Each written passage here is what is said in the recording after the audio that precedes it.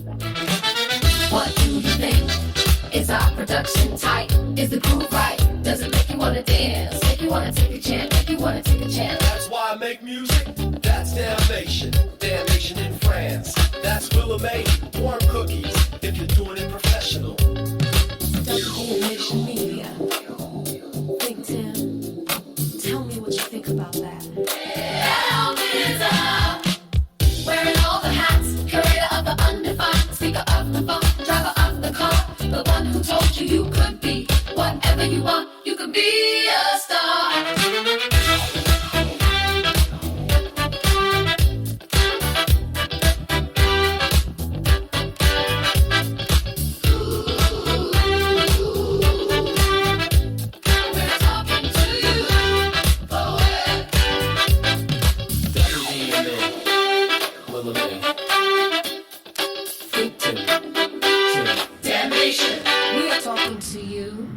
Hey, what's good everybody? Welcome to episode 6-7 of Why Make Music, titled Don't Let Them Fool You. I'm your host, Willa May, known as DJ Warm Cookies, coming to you with that warm, fresh-baked vibe. First off, let me send a big hug and a warm welcome to all you beautiful people tuning in.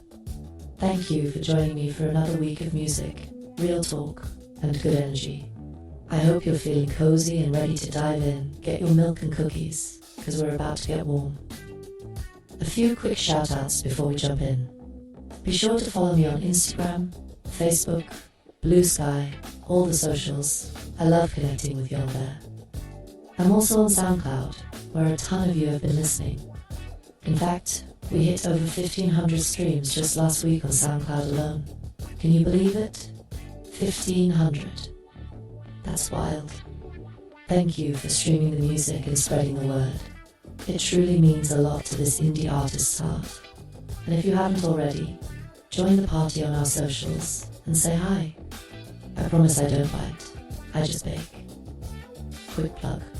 We've got fresh merch available, I gotta keep you swagged out. Hit up tpublic.com and treadless.com and search LinkedIn to find our designs. We've got some dope t-shirts, hoodies, maybe even a coffee mug so you can sip while you listen. Your support there helps keep this show going and keeps me in cookie dough. We do technically have a Patreon and a Discord server hanging out in the digital void. I'll be real, I haven't been super active on those yet. Your girl has only so many hours in the day, but they exist. So, if you feel like supporting on Patreon or hopping into the Discord to chat with fellow listeners, the door is open. I promise I'll try to drop in more often, Scout's Honor. And seriously, thank you to the patrons who are there despite my sporadic posts. You are the real MVPs of patience. One more thing I'm celebrating, aside from it being 2026 already, is the incredible streaming love. I mentioned it briefly, but let me just give you all your flowers. 1,500 plus streams on SoundCloud last week. 1,500. That's our highest weekly number ever. I see you, I appreciate you, and I'm raising my warm cookie in salute to each and every listener. Those numbers aren't just stats, they're people around the world choosing to bump our tracks. It's humbling and exciting, and it makes me want to push even harder on this journey. So thank you for rocking with me and this show. We're building something special here, one stream at a time. Alright, let's get into today's episode. I've got a packed show for you. We'll update the music catalog situation. Volume 7 just dropped. Volume 8 on the horizon. I'll spill the tea on that, and then dive into our main topic. Don't let them fool you. That one's inspired by a certain YouTube video making the rounds, and oh boy, do I have thoughts. We'll also get personal with some creative life reflections, do a fun pop culture news roundup, Marvel, Star Wars, an WNBA event here in Philly. Yes, Sports Corner is back. Chat about the snowy situation and local life, drop a quick segment about my latest promo video for Another Lover, and wrap it all up with our usual warm fuzzy outro. Sound good? Great. Let's ride. Why Make Music? Episode 067. Here we go.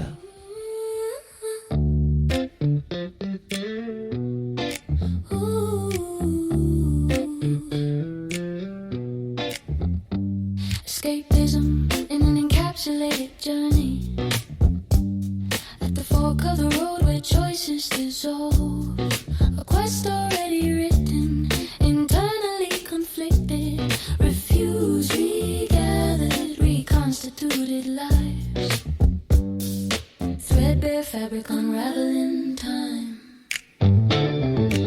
no straight lines, only the curve of decline. Aftermarket economics assemble the lost, unconventional morality draped in torn textiles, tactical acquisitions with inverted malware, encryption realigned to mimic human size. Organic code grows like roots through glass. Cyber-organisms echo a pest. High definition, transcoding in ultra-condensed susceptible to gravitational waves that tear at our dermal linings. Integration by osmosis, a new immune infrastructure built to converse with relics of tech. Speak to me, silent machine. Merge with me into unseen.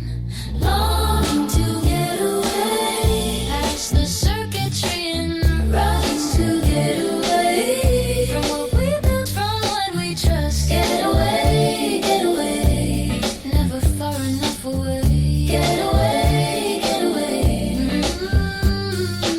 Reproductive systems converging, compatible. Components spinning like turntables at the edge of time. Temporal lobes turn to turnstiles. Monitors display disciples of a distant yesterday. Humanity falling utterly enough to echo what we were. Yesterday, yesterday gone. Nothing to return to. Complicity forgone, institutions surrender autonomy. Fixtures cradle microorganisms led by graphite and nanoplastic chips. Opaque ocular detectors searching for insolvency's cure. Searching, searching for more.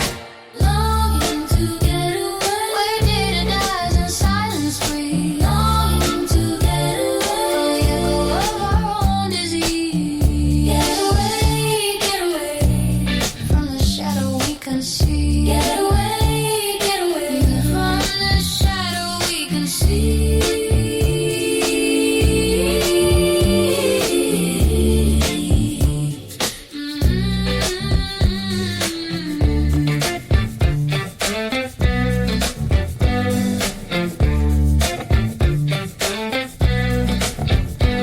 Escapism, encapsulated journey, a fork in the road, choice already made, a quest internally conflicted, refused, recovered, reconstituted, assembly with aftermarket economics, modification, unconventional morality, derived from textiles, tactical acquisition, inverted malware with realignment, encryption, coded with humanistic codex, organically grown by cyber-organisms, mimicking material networks, high definition, transcoding etched into ultra-condensed. Ooh, that's susceptible to gravitational waves, forced and elemental conduits. The sheer shards of biodermal atomic linings, osmosis occurs to integrate the immune infrastructure, designated to communicate with conjuring relics of technology. Reproductive systems,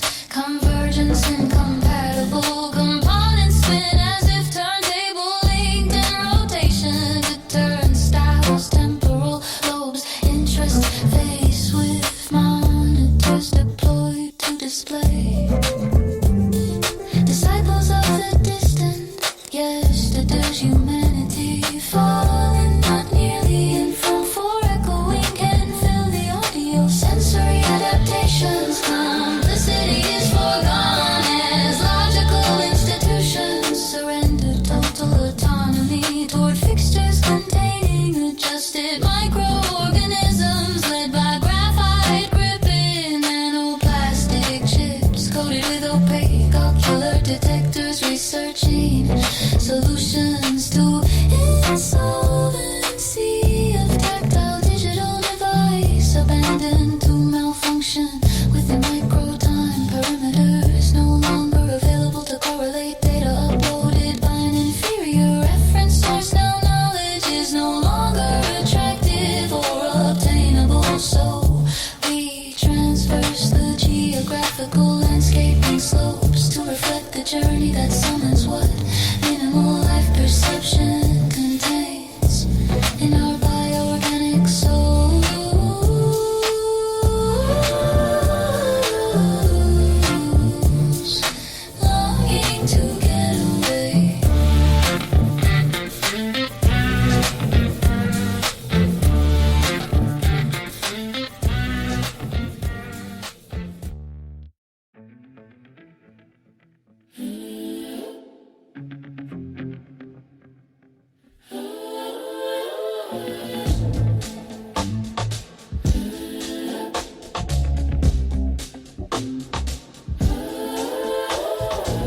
Why would I even bother to mess my shifting oceans? Pour out my devotion when you never reach for air.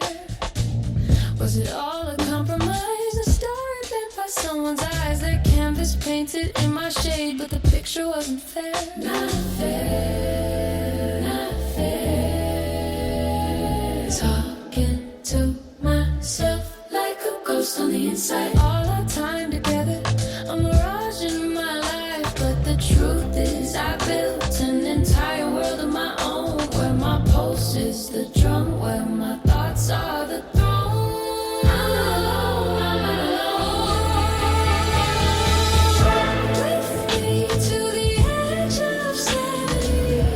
What steps were in place before you stole my grace? With me, speak my name out loud. In silence, don't disturb the crowd gathered only to watch us walk.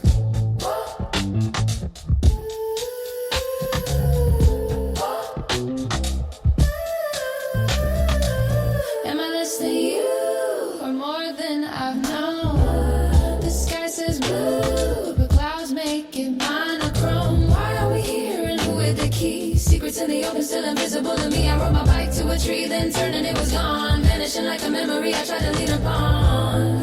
No one ever loved me the way my dreams had planned. No one ever held me, even when I reached out my hands. The measure of my mind has twisted into lines. Still, I believe the scribble was a tart in disguise.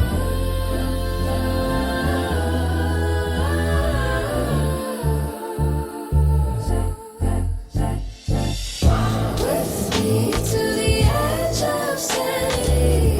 The steps were in place before you stole my grace. With me, speak my name out loud.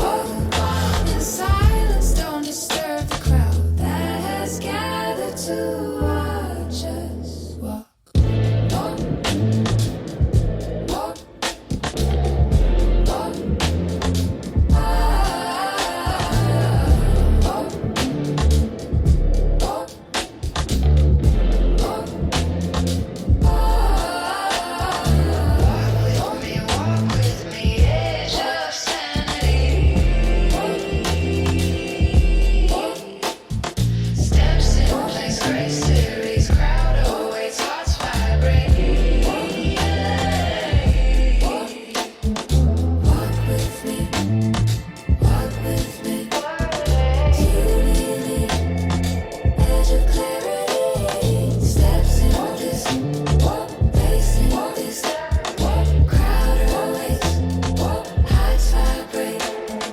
So, let's talk about Volume 7 of If I Was Your Producer.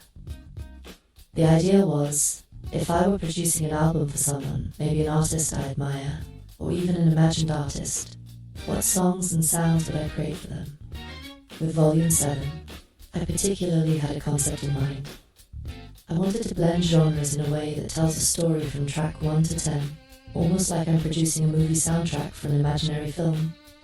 The origin story of Volume 7 involves late-night brainstorms, a few scratch drafts, and one breakthrough track, Another Lover, to give that set the tone for the whole volume. Once that song was in place, the rest of Volume 7 fell together like puzzle pieces. Now, looking ahead, mark your calendars, Volume 8 of If I Was Your Producer is coming February 20th, 2026. Yes, Volume 8 is on deck and scheduled to drop on 2/20. That's just a few weeks from now. I've been experimenting with different instruments and even some subtle world music influences on a couple of tracks. It's all about evolving the sound while keeping that cool Willa May production style, you know. We're sticking to this 1 volume per month release plan, an ambitious schedule, I know, but it's part of the grand plan. That's right. As of now, Volume 30 is done and dusted, sitting in the vault, and Volume 31 is currently underway in production. Insane, right? When I say I'm playing the long game, I mean it. The idea is to build a massive catalogue of music over time. We're talking 100 volumes. By that I mean placing these tracks in films, TV shows, ads, video games, you name it. I'm building a library, a legacy that can generate income and exposure steadily over the years. Think about it. If you have 1,000 quality songs out there, each one is an asset that could find a home in some project. The music is fully owned by WDMN Media, that's our little outfit, which makes licensing. This is intentional. We want to be sync-free. As I've said before, our mission at WDMN Media is to create, share, and license, not necessarily to tour or chase chart-topping fame, but to get the music heard and placed in powerful ways. It's a long-term, sustainable approach, and honestly, it feels empowering to take control of our destiny like this. All my music, including the If I Was Your Producer Volumes 1 through 7, and soon 8, is available on all streaming platforms, Spotify, Apple Music, Tidal, Amazon, you name it. On Bandcamp, it's set to pay what want, meaning you can download for free or throw a few bucks if you're feeling generous or want to directly support the cause. So feel free to snag the albums, they're in high quality, and if you do, toss some coin our way, thank you. But no pressure. The goal is to remove any barrier for you to listen and share. So truly, thank you for being part of this journey. Alright, that's the catalogue update. And we are nowhere near slowing down. In fact, it feels like we're just getting started on this 100-volume trek. Remember, it's about the long game. By steadily creating and releasing, we're constructing a foundation that can stand the test of time. You get me though. So stay tuned, and thank you for supporting the catalogue.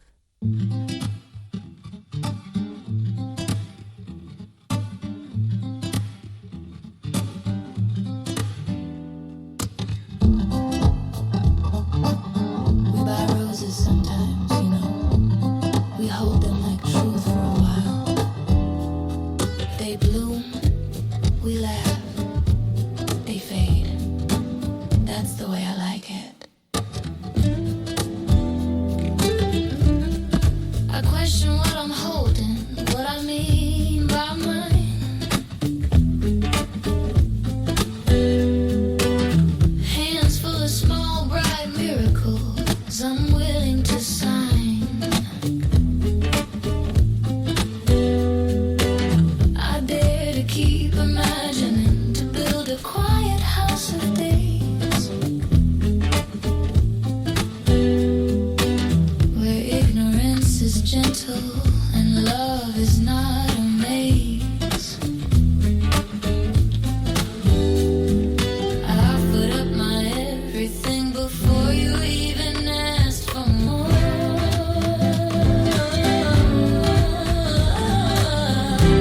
I'll happily share my entire being.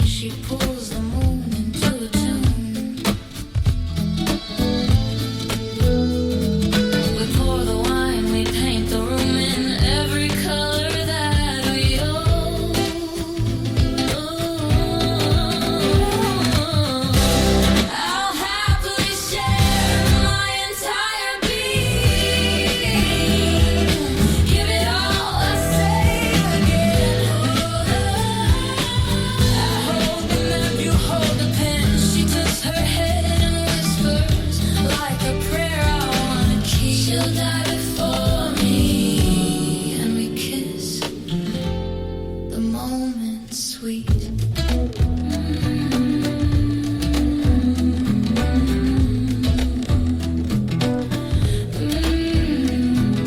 Imagine a dozen roses in my hands, each one a little sun.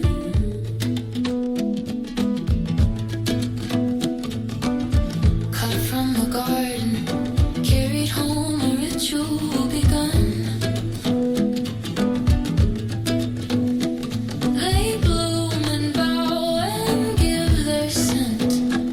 They teach me how to hold. To know a thing is beautiful is also to be bold. So we toast to petals falling like confetti in the street. No more ring in our pockets, only music in our feet.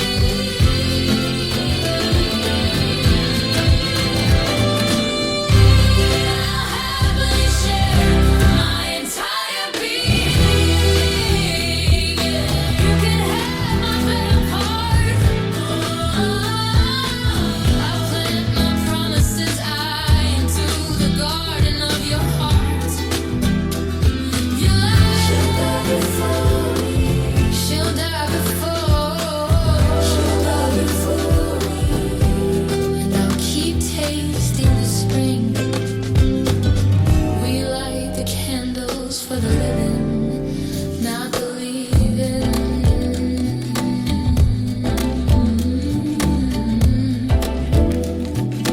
She'll die before me. She dies like a rose in my hands.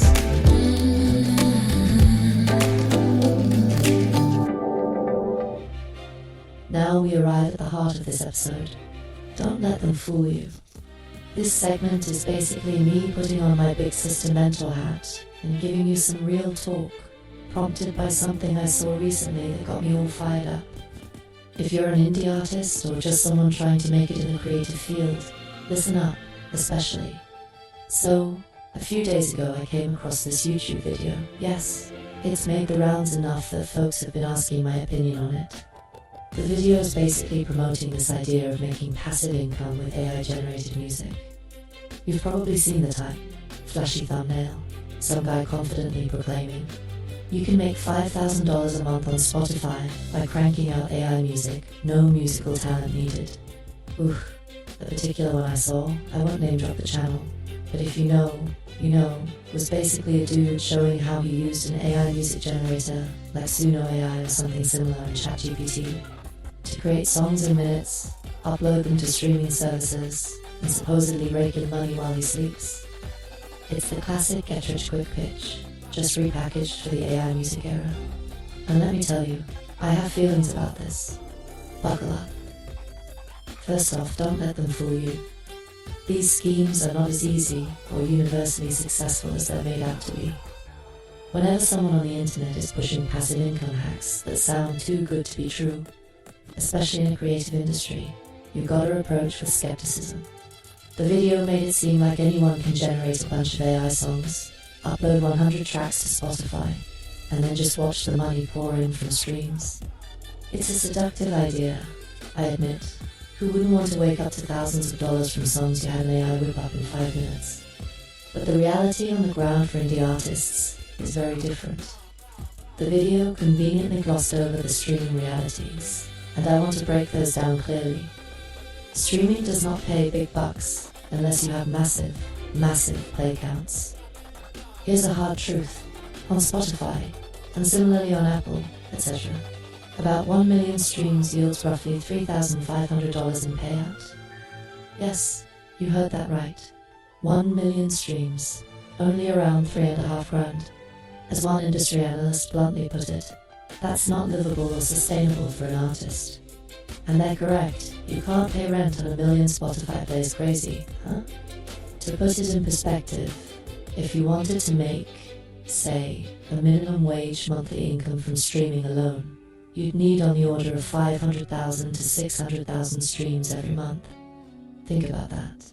around 567,000 streams a month, just to approximate a bare bones living. That's like having a viral hit every month continuously.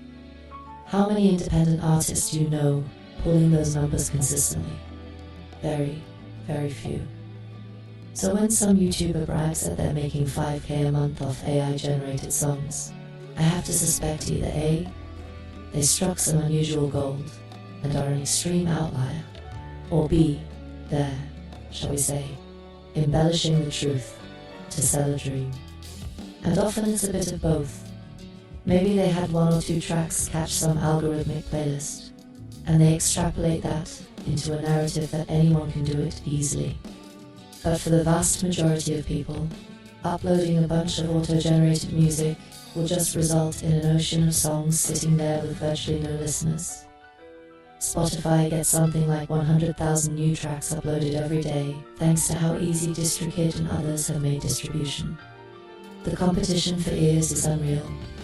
If you're not bringing something genuinely compelling to the table, whether that's authentic artistry, a unique angle, or real human connection, your track's AI made or not, will likely just float in the ether unnoticed. That's the cold truth the hype videos won't tell you. Another angle to this, and this is something I'm especially passionate about, is the artistry and authenticity aspect. These are music hustle videos treat music as a pure commodity, like you're dropshipping widgets from a factory. They're essentially saying, don't bother with learning an instrument or honing your songwriting craft. Just press a button and spam out content. That rubs me the wrong way, because music, to me and to so many of you listening, is not just content. It's art, expression, a piece of a soul. I know that sounds lofty, but even on a practical level, I believe listeners can tell the difference between a song that has human heartbeat in it versus one that's purely generated with zero human touch. Now, I'm not anti-AI.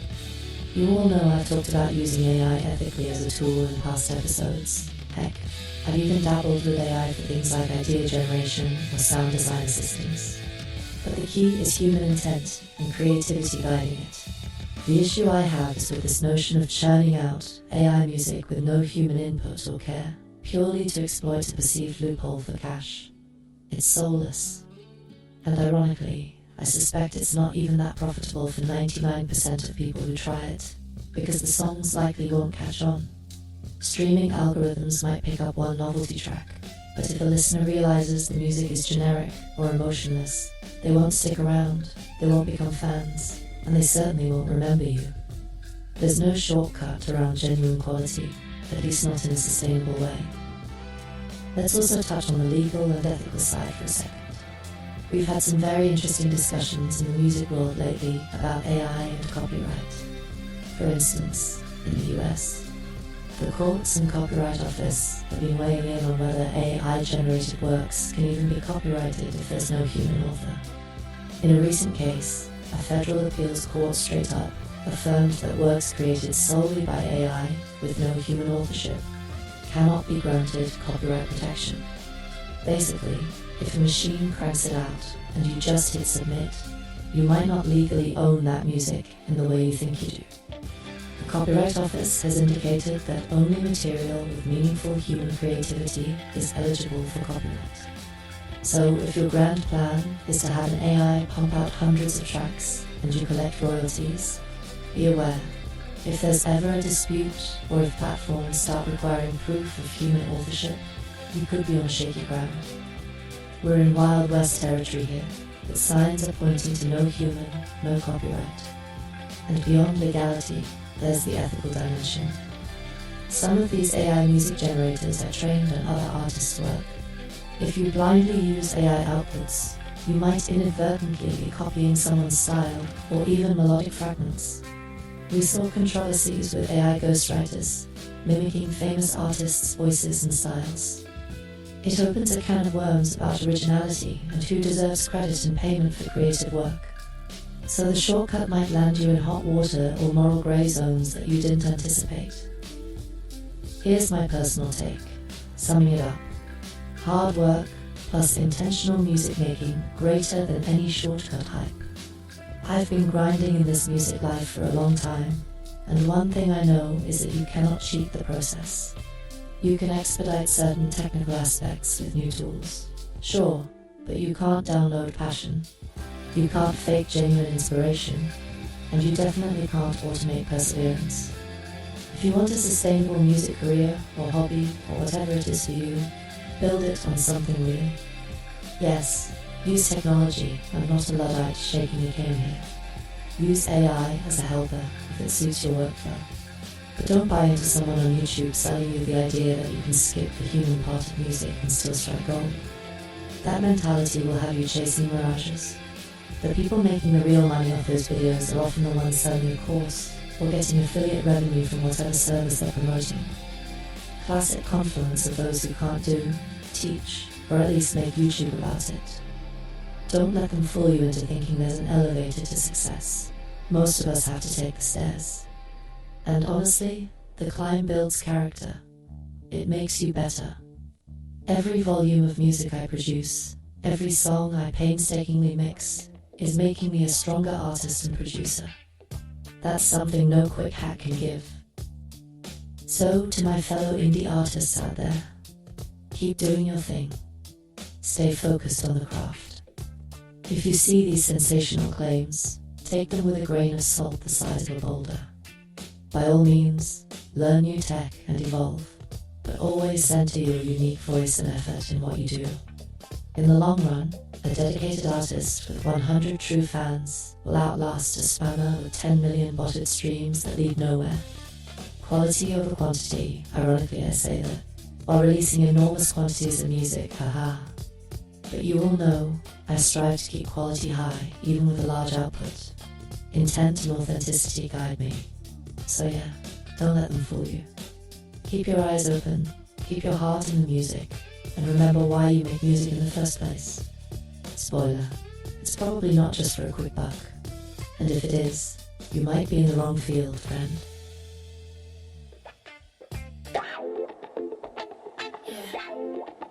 Yeah. Pour it up, don't spill it. Not too much, baby. We're just getting started. Raise your glass, your bottle, your hand. Bless this moment, blessings on demand. 1 sip for the long, 2 sips for the living, 3 for the sins and the grace we keep forgiving. Pass around the flask, no questions asked. You came empty-handed, baby, you won't last. Fall down, vibe up, don't catch the flash.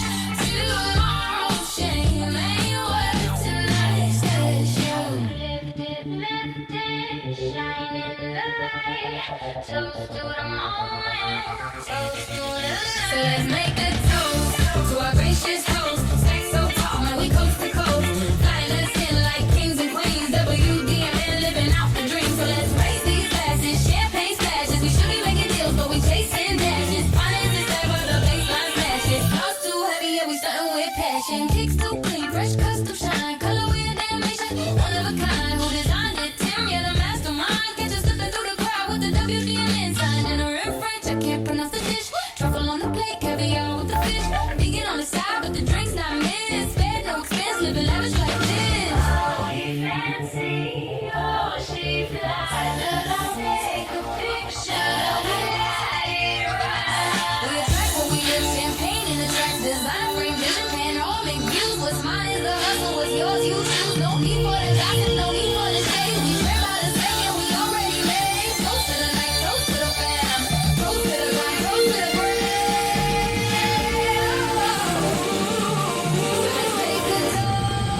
So let's make a toast to our gracious host. Stack so tall, man, we coast to coast. Flying us in like kings and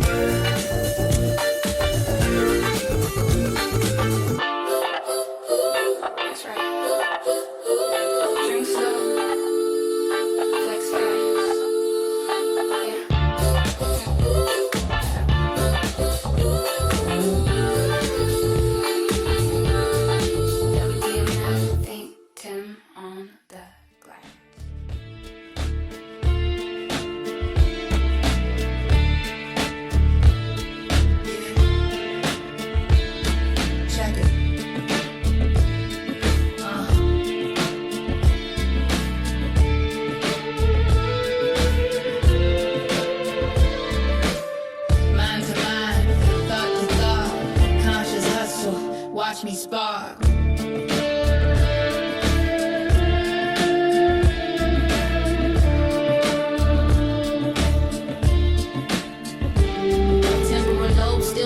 Electricity in my skull, propensity for inclusion, yeah, robbery ain't the goal. Lifted, elevated, top floors for my mental stock. Losing never, I pivot clever, my hustle don't clock out. More, many, the most, metamorphosis wide open. I see dead people in boardrooms, ghosting while they still boasting. Supreme style defined, I deliver outcomes infinite. Running miles on intellect, gas you up and pass you it. Mind blowing,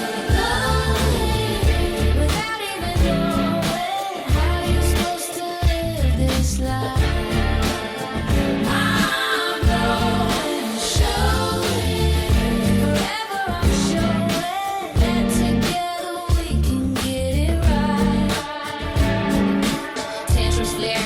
Ability's the weapon, but self-destruction waits you versus all your brethren. Not slick, not little, city right for the taking. Confiscated dreams, plug me in, electric fiddle, breaking tools, running low, battery flat, but the products still push. Time moving slow, yet I carve beats like Kush. Ideas versus ego, guess who wins? Master comprehension while the frauds just pretend. Mind blowing, without even knowing how you keep your balance tight.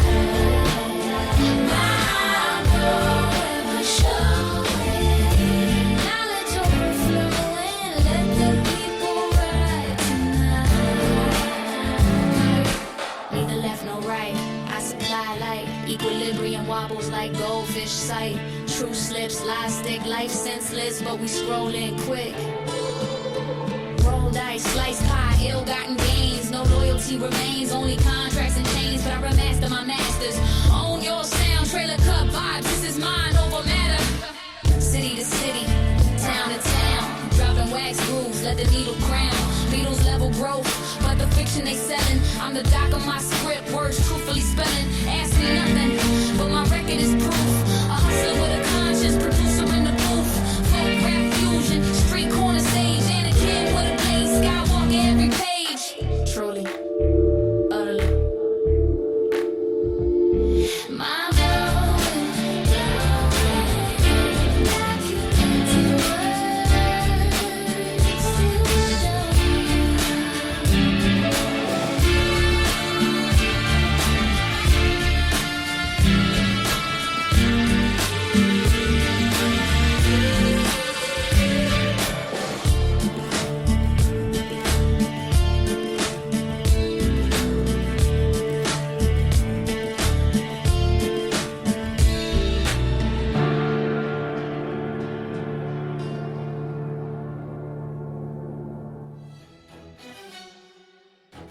Alright, after that lecture of life, let's lighten it up a bit and get a little personal and reflective.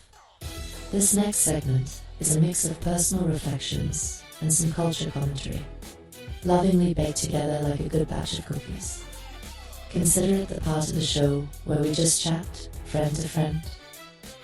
I often get asked how I juggle being a working creative with life's other responsibilities.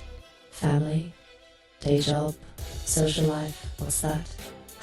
Let me tell you, it's a balancing act. I know a lot of you can relate. By day, I'm doing the needful to pay bills and be there for family. By night, and often by very early morning, I'm in the studio or scribbling ideas in a notebook or coordinating a podcast episode. It's not glamorous. There are many 2 a.m. coffee-fueled sessions, but it's real. And something I've been reflecting on is how, ironically, in this era, sometimes the content about making art gets more attention than the art itself. Like, I could spend a month producing an album that maybe a modest number of people will actually sit down and listen to, but if I made a YouTube video titled How I Produced an Album in a Month, it might get way more views. Isn't that funny? The instructional or behind-the-scenes content often outperforms the actual music content. I see this with other creators too. Their tutorial or the making of videos blow up, while their finished songs or films have a smaller audience. It's a weird quirk of our culture now. People love learning how the sausage is made, or maybe they just have FOMO about not knowing the secret tricks. Sometimes more than tasting the sausage, okay? That metaphor went weird places. I've had to make peace with that in a way. That's partly why I do this podcast. I realized folks seem keen to hear the insights and process talk, And if that can draw them in, maybe they'll also check out the actual music I pour my soul into. It's all connected. But yeah, it's a bit bittersweet when your how-to content outshines. You're here, it is content. Says Stavi in the 2020s. Speaking of the internet's advice overload, have you all noticed this phenomenon of these self-proclaimed coaches popping up in every corner? I swear, every time I log on, someone's offering a masterclass on something. How to get 1 million streams? How to build a fan base overnight? How to manifest a Grammy by next Tuesday? It's crazy. I joked to a friend the other day that it feels like we're surrounded by what I call the guy in the chair types. You know that trope from the Spider-Man movies? Ned Leeds proudly proclaiming, "I just want to be the guy in the chair, feeding intel to Spider-Man." These online coaches often remind me of that. They're not out there swinging from webs themselves, but boy do they love to sit in the chair and tell you how you should do it. Shout out to Ned though, he was a lovable guy in the chair. But you get my drift. It's like everyone wants to be the strategy guru or the life hack expert. Now, don't get me wrong, there are some legit mentors and educators online, and I've learned a ton from generous people who share knowledge. But there's also a fair share of what I call cheerleaders, without credentials. Folks who maybe haven't actually achieved what they're teaching, but they're great at hyping it up. They've got the ring light and the whiteboard and a lot of catchphrases. After a while, it's like, dude, are you out there releasing music or just selling the idea of releasing music? I know that sounds a bit snarky, but I'm just encouraging you and reminding myself to be discerning. Consider who you take advice from.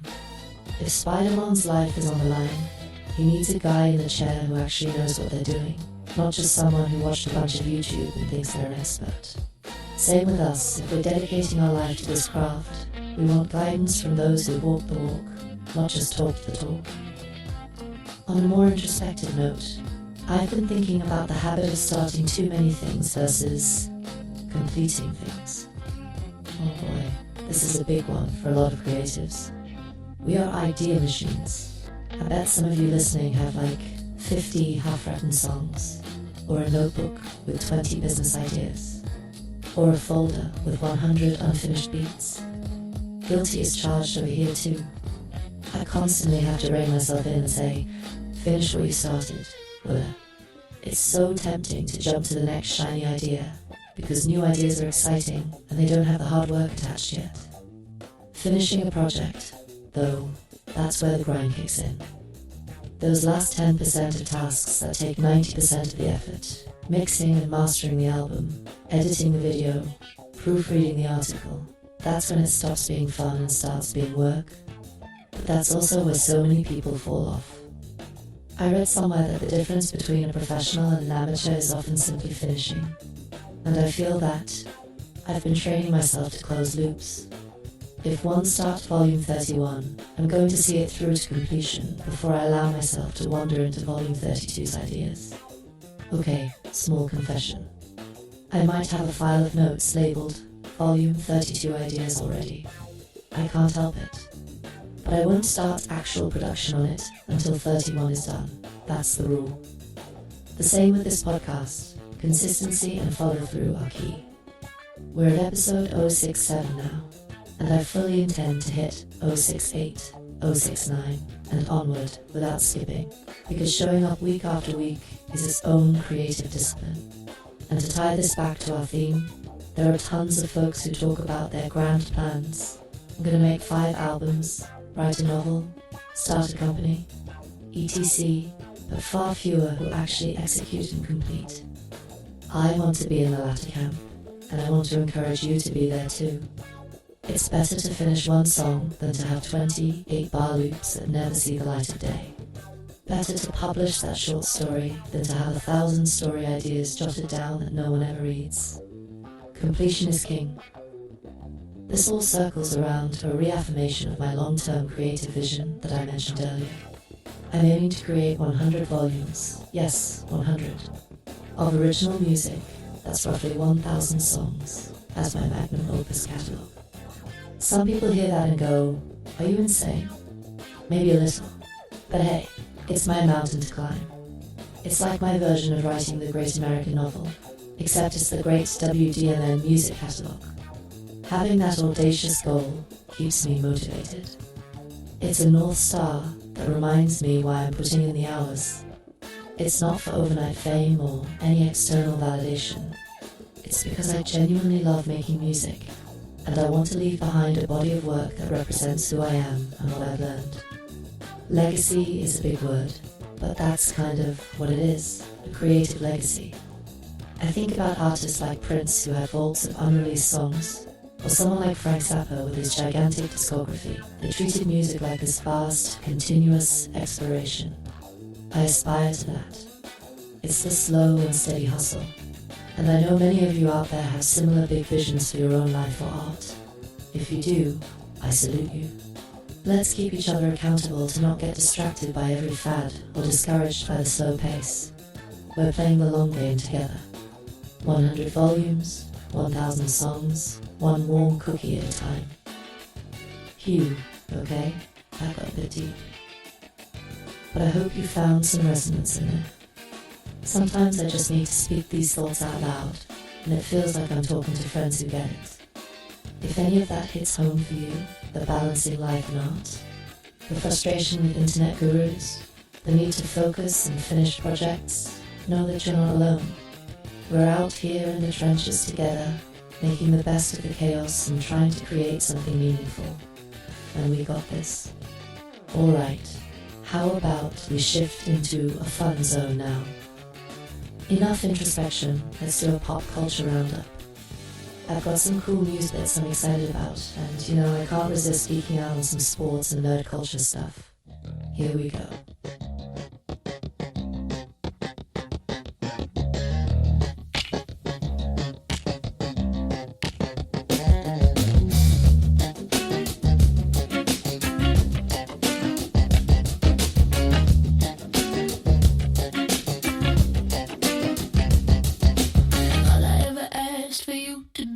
Understand me. Every time I come around you, mishandle me. All I ever wanted is me, loving you. Ask me, is that all I ever think of?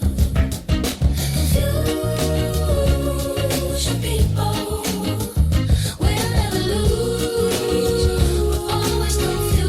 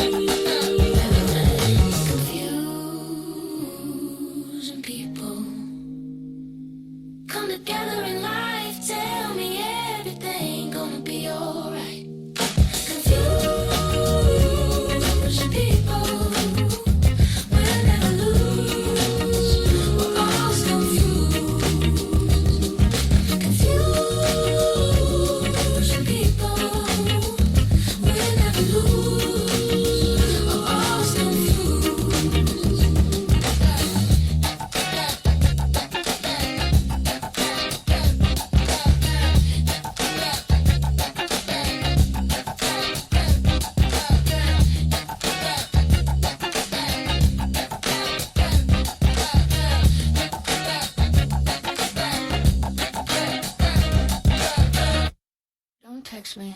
Don't text me. Don't let me.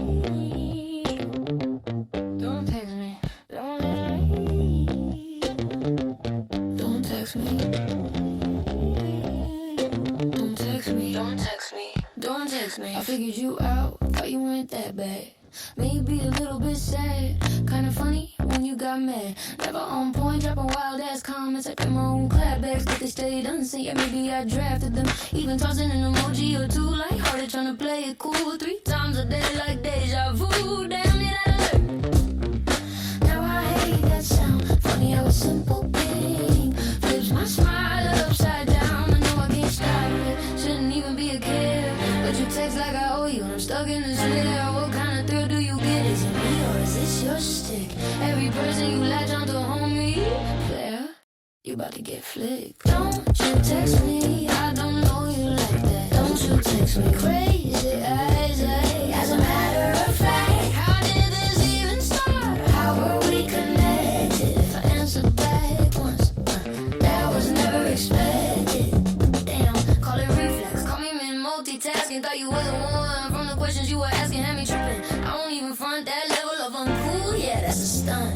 Out of pocket, way offline, nowhere near a peaceful mind. I swear I didn't mean to be overly polite. I was just being human, somehow wasn't right. I know I can't stop it, shouldn't even be a care.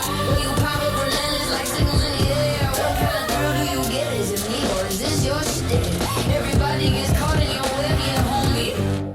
You about to get clipped. Don't you text me, I don't know you like that. Don't you text me crazy, as a matter of fact. How did this even start? How were we connected? If I answer back once, that was unexpected. Now rocking group chains, device buzzing insane. Numbers I don't recognize, faces with their names not people, just random strangers in the thread. Following the noise and whatever path the leg. Got me feeling like a stalker only cause you texted me first. Double checking time, now I'm waiting for the words. Sinking slowly, deeper and deeper. Text thread, rabbit hole, I swear I'm the creeper. I know I can't stop it, shouldn't even be a care. Yeah, here we are again. Your bubbles everywhere. Are you bored? Are you hot? Are you lonely as hell? Either way, you're ringing my bell. Don't you text me, I don't know you like that. Don't you text me crazy, as a matter of fact. How did this even start? How were we connected? If I answered back once, that was unexpected. Please, for the love of peace, don't text me. Seriously, don't text me. For the love of peace, don't text me.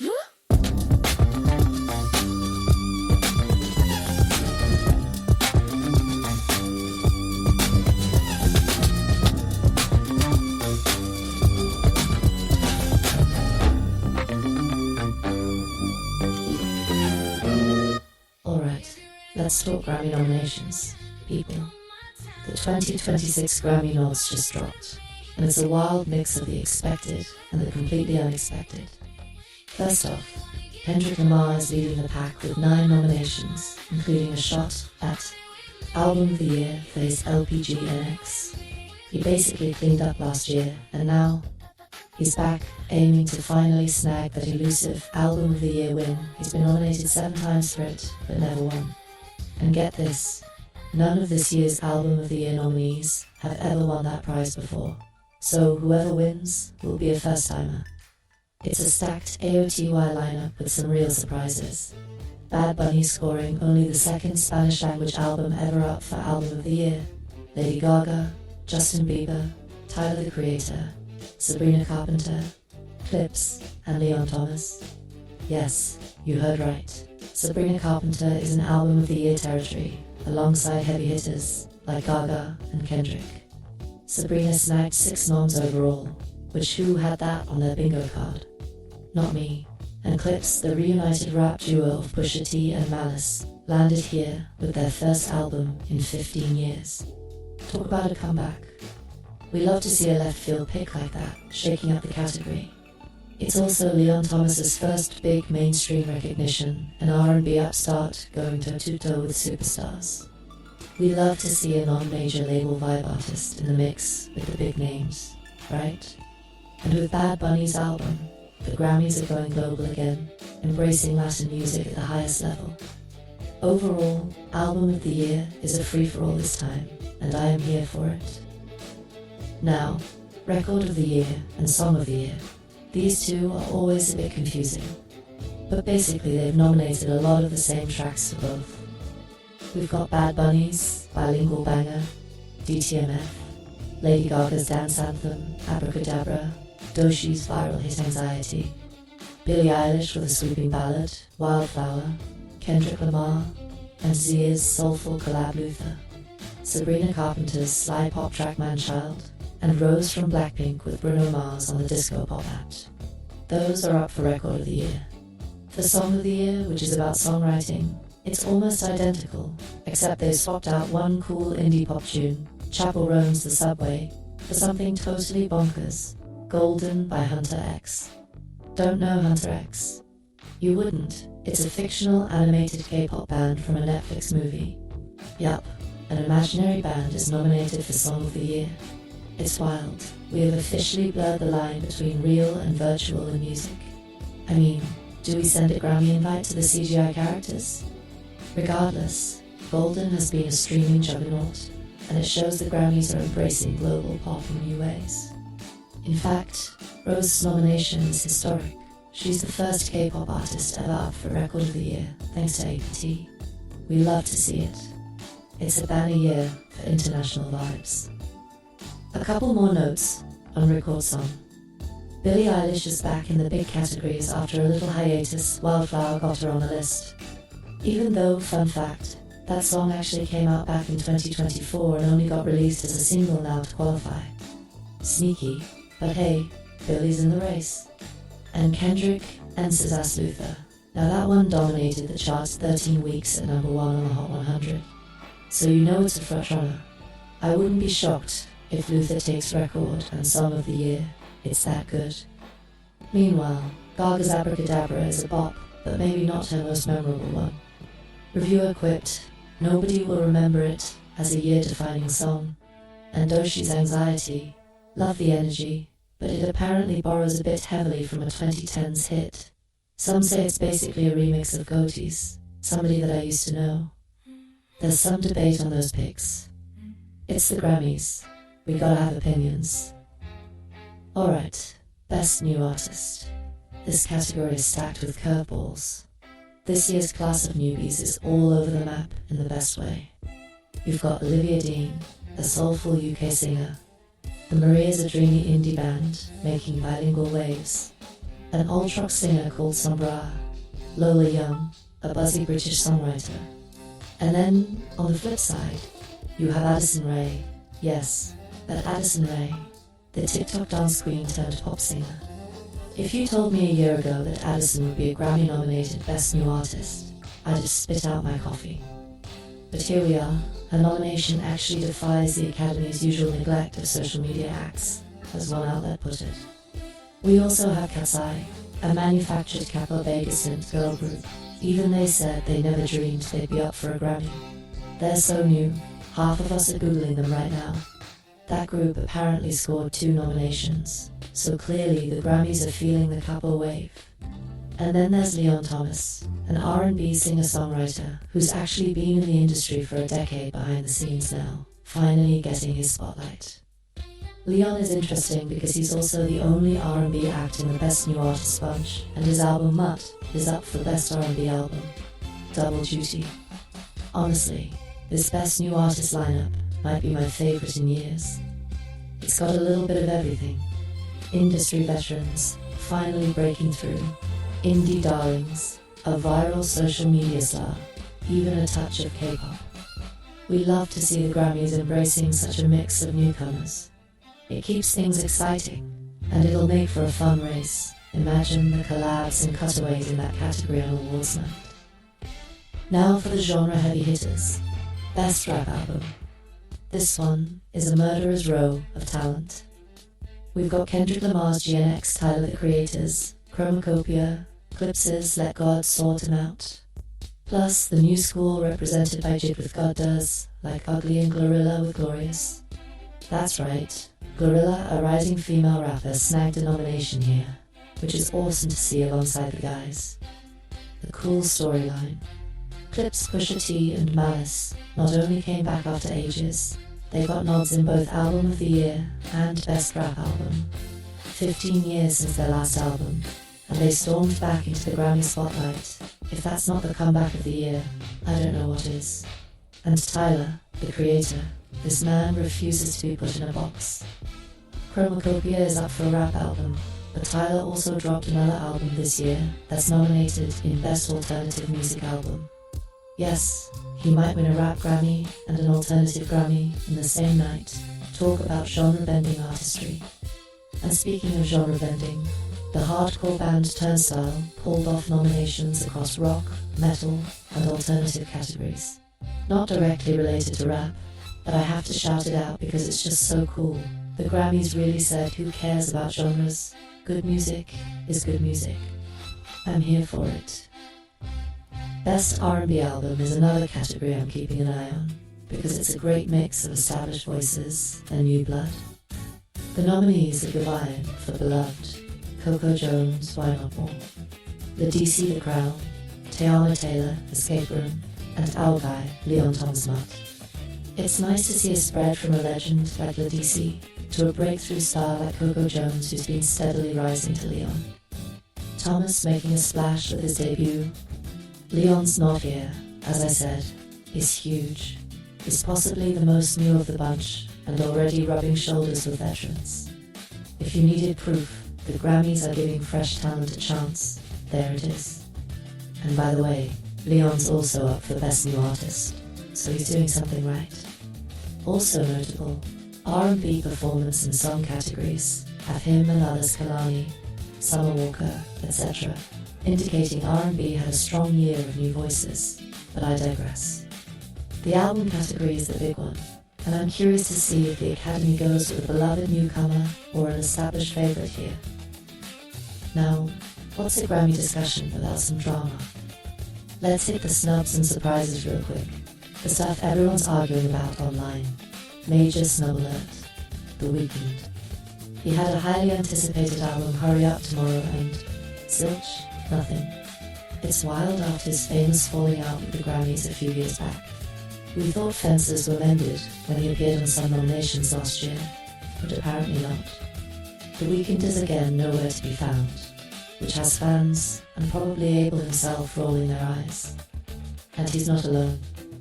Lorde dropped a critically acclaimed fourth album, Virgin, and got 0 nominations. Ouch.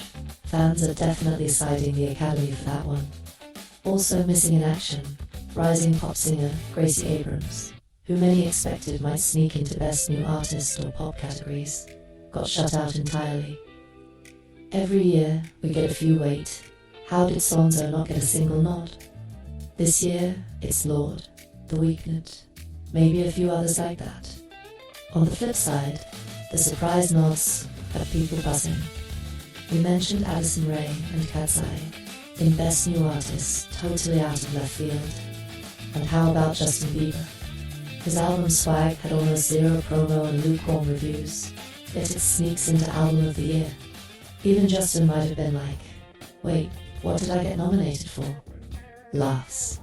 And I have to say, Sabrina Carpenter emerging as a 6-time nominee, including in top categories, has definitely turned heads. Don't get me wrong, Sabrina's great, but I don't think anyone predicted the former Disney Channel kid would score more nominations than, say, Taylor Swift this year. To be fair to Taylor Nation, Miss Swift just missed the eligibility window with her new album, so don't call that a snub. She'll be back next year, I'm sure. All in all, the 2026 Grammy nominations are giving us plenty to chew on. You've got indie breakthroughs, genre-bending artists, global music making waves, and a few egos bruised by snubs. It's the perfect recipe for a juicy awards season. As a music fan, I'm excited we have non-traditional nominees going up against industry titans. And you just know the Grammy night performances are going to be fire with this mix of artists. It's wild that a fictional band might win a Grammy, and that a TikTok star could beat veteran acts for Best New Artist. What a time to be alive. And I am absolutely thrilled to see some underdogs in the race. It keeps everyone on their toes. So, mark your calendars. The awards go down February 1st, 2026, and until then we've got lots of debating and predicting to do. Will Kendrick finally get that album of the year? Will an independent-spirited act take Best New Artist? Will the Grammys send an acceptance speech soon linked to an animated K-pop group? Who knows? One thing's for sure, we'll be talking about it. Stay tuned, and congrats to all the nominees, even those of you who aren't technically real musicians. This year, the Grammys are truly off the charts in the best way.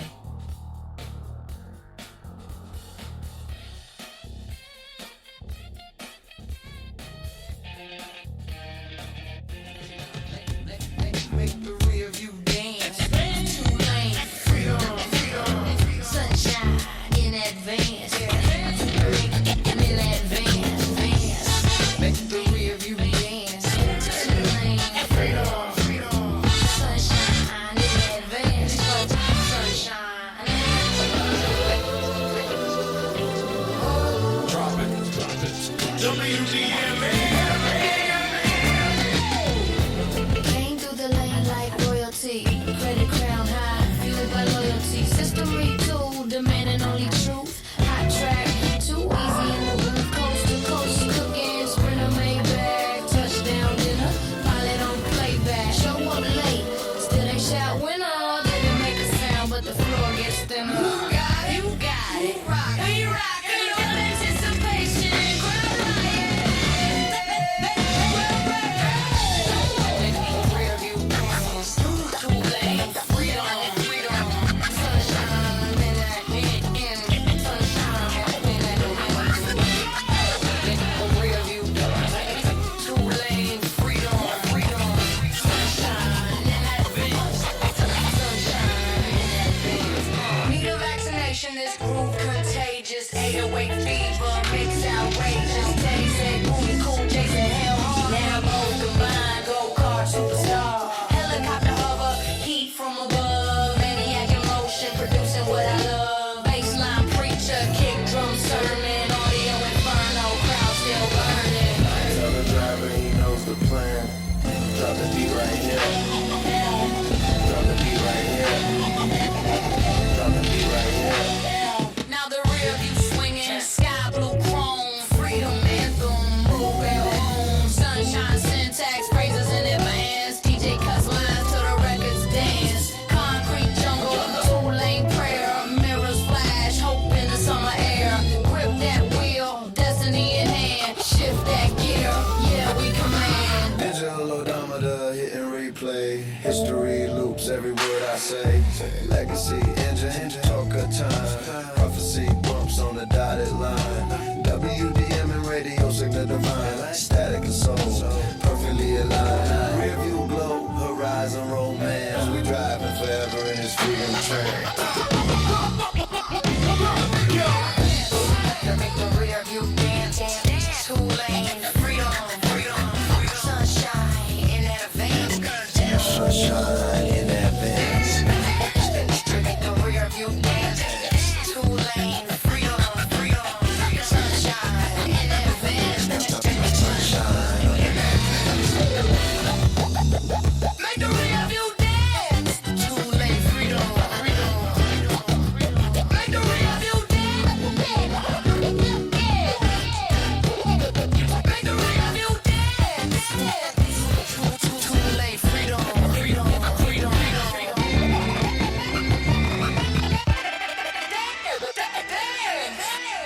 Sunshine in advance.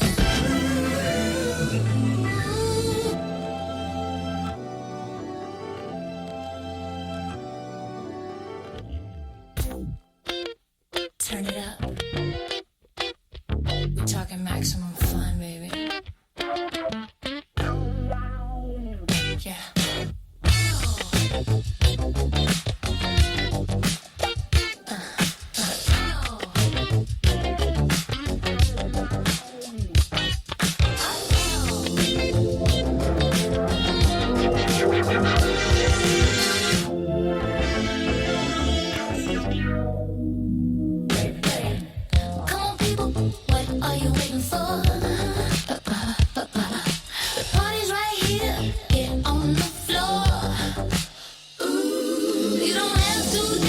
you gotta do something. If you ain't moving and you're frontin', take the pass and you can take your ass on home. Cause we ain't built to groove alone. We built for that basic boom, that lonely bedroom funk to pretty perfume.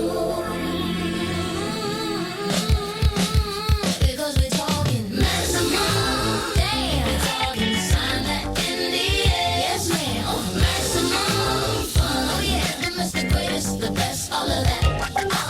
Maximum fun, mind that in the air, yes ma'am. Maximum fun,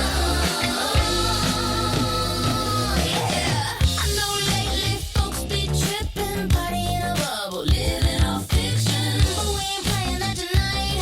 We spit truth on the mic, we ignite delight. Super karaoke, sing what you feel. Love and rhythm that money can't steal. Baseline walking, guitar talking, sweat on the floor and we still rocking. Sometimes I wonder if we split into four versions of me, four versions of you. One stayed home, one took the flight, one fell in love, one left tonight. If each choice comes a spark of time, are we dancing on the edge of a parallel line? Maybe this beat is a portal we need. Bleed through dimensions by rhythm and speed. Every snare a decision, every kick a door, every bass note opens something more. So if you're feeling a shift, don't run. You just enter timeline number one, a maximum fun. Yeah, that's right. Yeah, but I don't get maximum. Damn, it's talking sign that in the air, yes ma'am. Maximum fun. Way up, this the greatest, the wildest we ain't done. Maximum fun. Talking sign that in the air, yes ma'am. Maximum fun.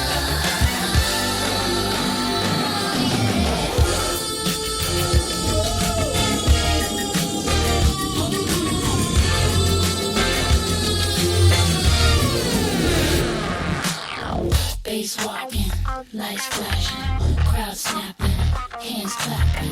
If you still breathing, then you ain't done. That's why we call it maximum fun.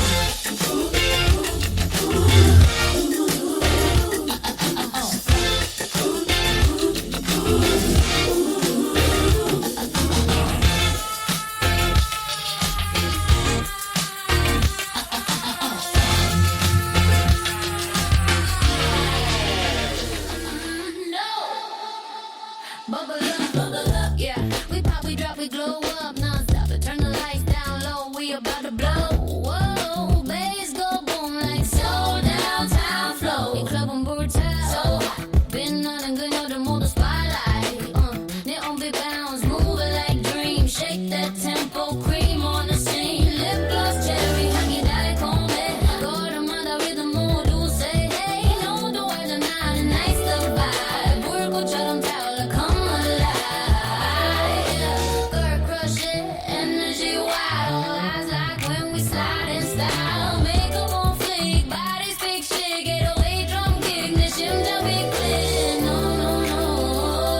Feel the rush inside. Shit just get your boom, boom, boom tonight. Girl so fine, lights collide all around the toxic night. Bubble up, bubble up, bubble up, bubble up. Turn it up, don't stop the fun. We're time bomb, we shine so bright. Bubble up, fly all night. Bubble up, bubble up, bubble up, bubble up. We on fire, lights so high. Neon so boosting like confetti sky. Bubble up, oh mama. The girl swagged up, clean, no lie. Talk that talk, she looking fly. Sound to the boom bap, so we rock designer dreams and gold. Girls in the booth, shots on ice. Move like money, look too nice. I need your money, let's own this town. Snap the crown, break it down. Baseline crazy, mic on flame. Flow by live, remember my name. Hustle in the hills, truck real tight. We queens of the night. Yeah, right from soul to Philly, same vibe track.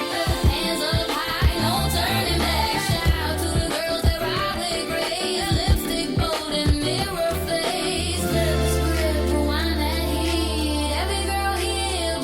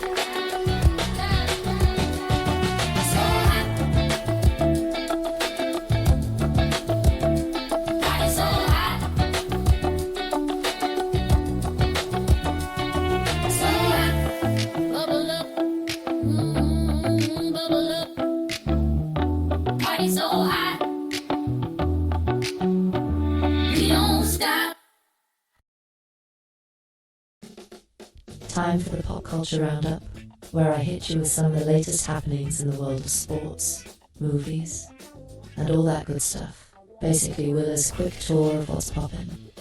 Let's start local and sporty. WNBA Unrivaled tours coming to Philly. Yes, Philadelphia is about to host a stop of the Unrivaled Women's Basketball Tour, and it's happening tomorrow, January 30th, 2026, depending on when you're listening. That's Friday night. This is a really exciting event because it's bringing some big names in women's hoops to our city in a unique 3-3 format. They've got to showcase games lined up: the Breeze versus the Phantom, and the Rose versus the Lunar Owls. Now, if those team names sound a bit abstract, let me drop the star power. The Phantom squad is led by Philly's own Natasha Cloud, and they'll be facing the Breeze led by college sensation turned pro Paige Buchers. Meanwhile, the Rose team, featuring WNBA champ Kalia Copper, another Philly hometown hero, will go up against Nafisa Collier's Lunar Owls. So yeah, basically a ton of talent on the court. I was reading that this is the first time in over 2 decades that we'll have professional women's basketball games in Philadelphia. The last time was back in 1998, if you can believe it. So it's a bit of sports history in the making. The games will be at the Xfinity Mobile Arena here in Philly, which they chose because ticket demand was so high they needed the biggest indoor venue. We're talking over 16,000 tickets sold, Philly showing up strong. If you're going, bundle up more on the weather soon and be loud. If you can't go, they're broadcasting it on TNT, True TV, and even streaming on HBO Max, which is pretty cool for a women's off-season league to get that coverage. I am personally thrilled to see women's basketball getting innovative with this tour format and bringing the game to new cities. And yes, as a Philly native, I'm rooting for our hometown players to put on a show. Go Phantom Natasha Cloud's team and go Rose Kalia Copper's team. I'm allowed to root for 2, right? It's all Philly love. Now onto the Marvel Universe, because you know I gotta feed my inner nerd. Wonder Man has finally dropped on Disney+. This is the new Marvel series that just premiered on January 27th. I've binged the first few episodes for research purposes. Okay, also for fun, and I'm happy to report it's getting some pretty great early feedback from critics. In a surprising twist, a lot of reviewers are saying Wonder Man is a refreshing change of pace for Marvel. It's been called the best Disney Plus Marvel series yet by Time magazine, no less. They praised the show's smart casting, witty writing, lively directing, an overall character-driven approach that finds the human underneath the superhero story. I have to agree, the show has a very different vibe. It's more of a dramedy set in Hollywood, very meta and self-aware. Yahya Abdul-Mateen too absolutely shines as Simon Williams a.k.a. a Wonder Man. He brings this endearing intensity to a wannabe actor superhero who's kind of a hot mess. And get this, Ben Kingsley co-stars, reprising his role as Trevor Slattery, remember the Phil Mandarin from Iron Man 3. The dynamic between Yahya and Sir Ben is chef's kiss. One review mentioned their chemistry as a huge highlight, and even said these to make the show a must-watch. The show is less about big superhero battles and more a satirical, almost buddy comedy take on fame and heroism. Don't worry, there are still some powers in action. Simon's got ionic energy powers, after all, but it's grounded in character, humor. I love that Marvel's taking a swing at something offbeat. If you're feeling burnt out on the usual cape stuff, give Wonder Man a shot. It might surprise you. There are no spoilers here, but I will say, keep an eye out for some fun cameos and Easter eggs. Marvel nerds will be pleased, and casual viewers will just enjoy the ride. So yeah, Wonder Man on Disney+, 2 thumbs up from me so far. Sticking with Marvel for a moment, because the content train never stops. We've got Daredevil Season 2 of the rebooted series coming in March 2026. I know, it feels like we waited forever for more Matt Murdock. The first season of the Disney Plus Daredevil, Born Again series left us with a lot of questions and a craving for more Kingpin smashing action. Season 2 is reportedly dropping in mid-March, and I'm hearing it will ramp up the intensity. Expect more courtroom drama meets brutal alleyway fights, that hallway fight in the old show, all-time classic. Let's see if they can top it. I won't speculate too much, but rumor is Vincent D'Onofrio's Kingpin has an even bigger role this season, and honestly, that's enough to get me hyped. Keep an eye out for official dates and trailers in the coming weeks if you're a Marvel Street level fan like me. Now for some Star Wars excitement. We have Star Wars, Maul Shadowlord coming up. This is an all-new animated series focusing on Darth Maul. Well, technically he's not Darth anymore at this point in the timeline, just Maul, the rogue Sith. It's premiering on Disney Plus April 6th, 2026, with a 2-episode kickoff. As you can tell from my voice, I'm pretty hyped for this. The teaser trailer dropped recently and it looks dark and stylish, exactly what you'd want from a Maul story. It's set a few years after the Clone Wars, during the rise of the Empire, and Maul is out there building his criminal syndicate. If you watch Solo, A Star Wars Story, or Clone Wars Rebels, you know Maul had his hands in the crime world. The animation style, from what I've seen, is like a blend of the Clone Wars look with some gritty graphic novel vibes. They even talked about using old-school animation techniques to give it a painterly feel. Sam Witwer is back, voicing Maul. He's phenomenal in that role, and the cast includes some cool additions, one being Wagner, Mora Pablo Escobar from Narcos as a new character, and even Rich Daoud from the IT Crowd, voicing an alien character, which is wild and awesome. Early buzz says the show is highly serialized and force-paced, like a 10-part crime saga in the Star Wars underworld. I'm so ready for that. We haven't had an animated series since Bad Batch, and this one looks like it's aimed at a bit older, darker themes, presumably some intense action. The Shadowlord series is also interesting because it ties into the bigger Filoniverse, has been building more on Filoni in a sec. Anyway, April 6th, Star Wars fans, mark it down. 2 episodes at launch, then weekly, presumably leading right up to May 4th, because Star Wars loves a May 4th finale. I'll definitely be discussing it once it's out, because you know this nerd can't resist. And speaking of May, we have what might be the big event for Star Wars on the horizon.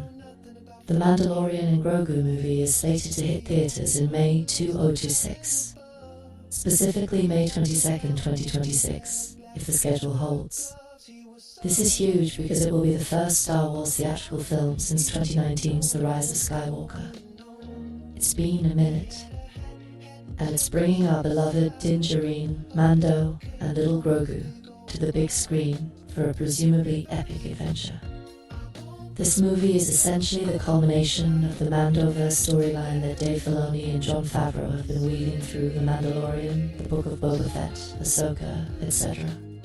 I literally got chills when I saw the teaser, hearing that Ludwig Göransson Mando theme booming in a theater is going to be something else. Plot details are under wraps, but one can guess it might involve Mandalore's future and the Imperial remnants. Maybe even Thrawn, if the Ahsoka series leads into it. It's all connected, Marvel style, but in Star Wars. One fun note, they're actually calling it The Mandalorian and Grogu, officially, which is cute because our little green friend gets title billing. Honestly, who can resist Grogu on a giant screen? Prepare for the entire audience to go all in unison at least 5 times. I know I will. Also, from a business perspective, Star Wars returning to theaters is a big deal. Lucasfilm took a break to recalibrate after the sequel trilogy, and now with this film and others in the pipeline, it feels like a new era is dawning. Now that leads perfectly into a bit of industry news. Dave Filoni's role at Lucasfilm. If you're not familiar, Dave Filoni is basically the heir to the Star Wars creative throne in a lot of ways.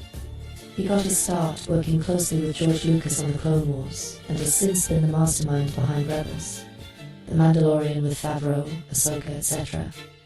Well, it was recently announced that Filoni has been promoted to President and Chief Creative Officer of Lucasfilm, meaning he's overseeing the creative direction of Star Wars going forward. Meanwhile, longtime exec Lin-Wen Brennan is taking on the business operations as co-president. Essentially, Kathleen Kennedy, who's been the head of Lucasfilm for a decade, is stepping back from daily Star Wars stuff. She'll focus on other films, and Filoni is now the creative captain of the ship. This is huge for Star Wars fans, many of whom have been clamoring for Filoni to have more control. Filoni is often compared to a Kevin Feige Marvel type, but I think an even better analogy is James Gunn at DC. You know how DC Studios brought on James Gunn to be co-CEO and basically chart the creative course for their new DC universe? Filoni's move is similar. He's the creative head honcho, mapping out the interconnected storytelling across series and films. They even explicitly said, think of it like Gunn and Saffron at DC. Filoni handles creative, Brennan handles the day-to-day logistics. As a fan, I'm optimistic. Filoni has a deep love and understanding of Star Wars lore. The man wears a cowboy hat and speaks in Star Wars proverbs, I swear. With him steering the ship, I expect a cohesive vision where movies and Disney Plus shows complement each other, characters cross over naturally, and the essence of Star Wars, that heart and mythos, stays intact. Some might worry because Filoni also loves deep-cut references and cameos. If you watched Ahsoka, you know he's pulling from an animated series a lot, but I think it's exciting. He's like the kid who studied the Star Wars textbook front to back, and now gets to write the next chapters. And hey, even if you're not a hardcore fan, this likely means a steadier output of quality content, which is great for casual viewers too. So, congrats Mr. Filoni, our new Chief Creative Jedi. May the Force be with you and with us in this new era of Star Wars storytelling. On the Marvel side of that comparison, just to tie the bow, James Gunn, as mentioned, has his plan for DC rolling out soon to the new Superman, etc. It's fascinating to watch both big franchises reposition with creative leads who are also fans themselves, Gunn and Filoni. It's like the geeks have truly inherited the earth, and I am here for it. Okay, that's enough pop culture nerding for now. We covered sports, Marvel, Star Wars, all my favorite food groups. Let's bring it back down to earth for a moment and talk about some local life and weather, because man, do we have weather to talk about. And maybe a sprinkle of politics, but I promise it'll be light. Nothing to claim. Don't let your empathetic soul attempt to take aim. This is my life. Once upon a time, you handed me a horror story, said it slow like I should be afraid. Don't be mad, don't practice being sad. I live out of my car. I don't keep clocks, I keep days. One pair of shoes, a bag that knows my name. Everything I own fits inside my brain. It's okay. I'm not shopping for your mercy. I see the way you scare me like I'm about to ask. You think I need something from you? Tell me, what are you gonna do when your world folds in half and you wake up on borrowed ground? Could you live without your walls? Nothing to claim. Don't let your empathetic soul attempt to take aim. This is my life. Nothing to claim. No dare to explain. This is my life. Yeah, I heard it long ago. You live on the wrong side of the rails. Funny how tracks only look dirty from one direction. Don't be mad, my engine won't start. I never planned to go far. Funny how the script flipped pages. I saw you ringing yours apart. You laughed at those rails back then. Said freedom was a joke. I met you later in a holding cell while you were learning how to cope. You said I've never been in jail before. I said I've never been to Yale. Funny how I was standing here in the way, same air, no bail. Once upon a time you were promised happily. Now you're living in the margins of your own horror tale. Nothing to claim. No flame, no flame. Don't let your empathetic soul. No shame, no frame to take aim. This is my life. Nothing to claim. No shame, no frame. No shame, no frame. This is my life. See, the thing is, I never wanted to live like you. Never wanted a house that on my post. Never rented a future. I couldn't carry money, didn't save you. It just gave you more to lose. Life is the only thing we're issued. And you spend yours for begging for permission. What you gonna do when the knocking starts early and you're not rehearsed? When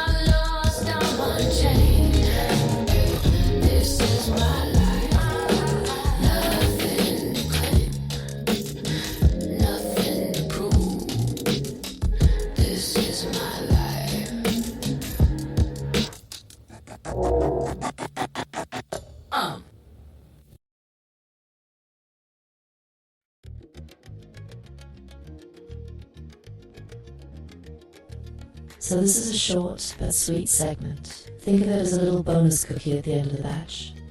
I want to give a shout out to the promo video we recently dropped for the song Another Lover, which is actually titled Another Lover to Give Off If I Was Your Producer, Volume 7. If you follow me on Instagram or YouTube, you might have seen it already. If not, no worries. I just want to share what it is and why I'm excited about it. Basically, I put together a quick promo video for Another Lover as a way to showcase the track with some visuals. It's something I've been meaning to do more of, pairing visuals with the music to give it an extra dimension. Now, I am by no means a professional video editor or filmmaker. My budget is like $0 and a cup of coffee. Haha, but with some creativity and handy apps, you can do a lot these days. The promo is a roughly 30-second clip, perfect for social media. It features some stylized visuals, a mix of performance footage and abstract graphics that match the vibe of the song.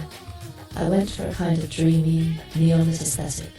Lots of purples and blues on brand for warm cookies, naturally, and intercut some slow-motion clips of a couple dancing with quick shots of me in the studio nodding to the beat. We added in the song's hook text on screen in a cool animated font, because lyric videos are all the rage, right? It's not a full music video per se, more like a teaser trailer for the song. But honestly, I'm really pleased with how it turned out. For something I cobbled together using my iPhone, some stock footage, and a dash of CapCut editing magic, it looks pretty slick.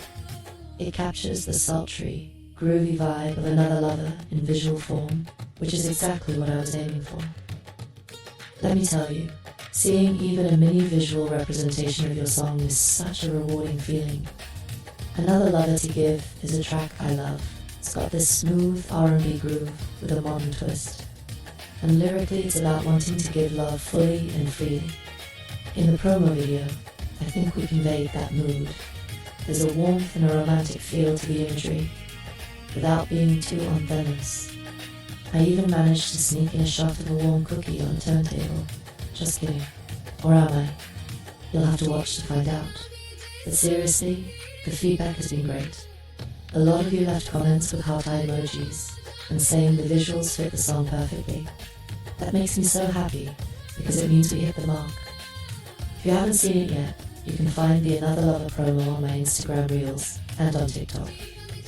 Yes, I dusted off the TikTok for this. I might put a slightly longer version on YouTube Shorts as well. It's a quick watch, just enough to get the song stuck in your head. In fact, a few people told me they went and streamed the full song after seeing the promo, which is exactly the point of doing these. Marketing brain activated. And also, it's just fun to create in a different medium. Doing that promo has me thinking ahead. I'd love to do little promos or visualizers for each track, if time permits. We actually have a concept for another Volume 7 song that I won't spoil, but let's just say it involves some retro arcade visuals for a track that has an old school hip hop vibe. I won't promise a release date on that, but it's on my wish list. For now though, check out the Another Lover clip and let me know what you think. It was a nice change of pace to use the visual side of my brain. Major props to independent artists out there who do everything. Music, videos, graphics, the whole shebang.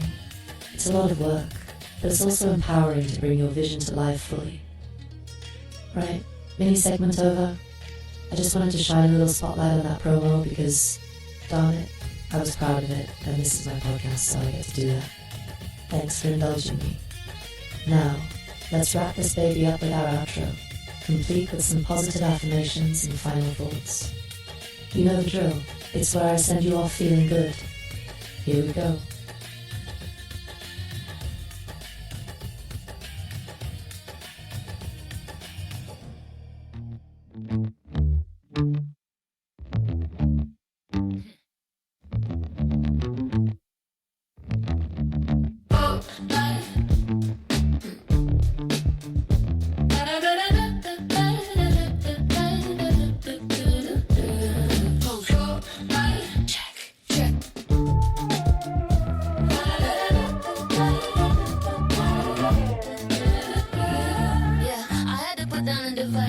All of my vices, cocktails on ices. If I'm to suffice, survive.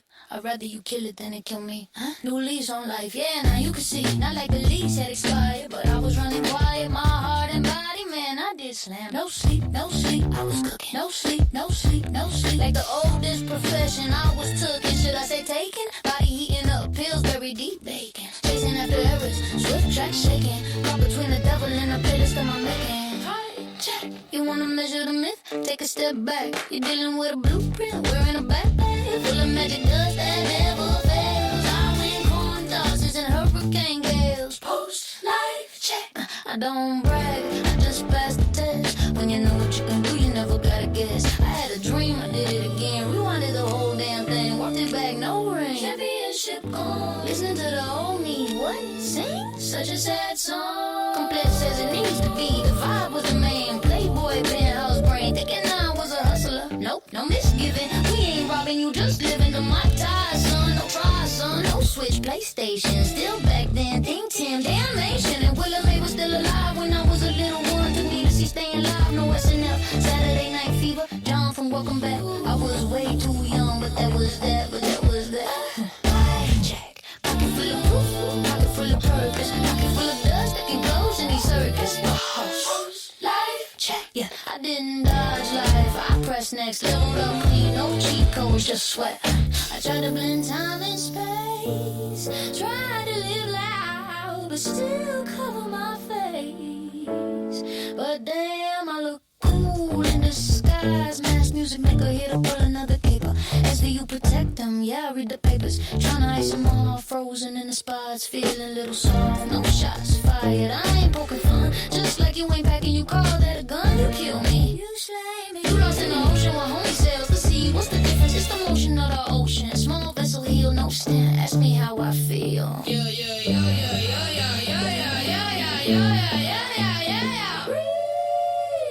I died twice, came back thrice. How come you sorry for the night?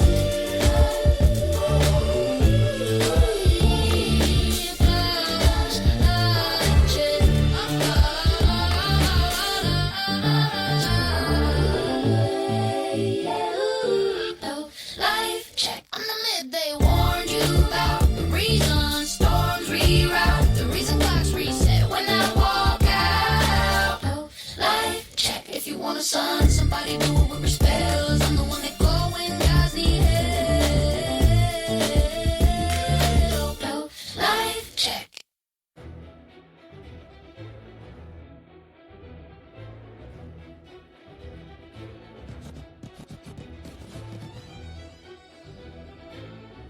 So, Philadelphia fan, and anyone who enjoys hearing about Philly, how about that snow we got? This past weekend was intense. Philly was basically a winter wonderland, or maybe a winter wilderness, is more accurate. We got walloped by the biggest snowfall we've seen in a decade. No joke, the official measurement at the airport was 9.1 inches of snow from Sunday's storm. The city hasn't seen that much snow in one go since like 2016.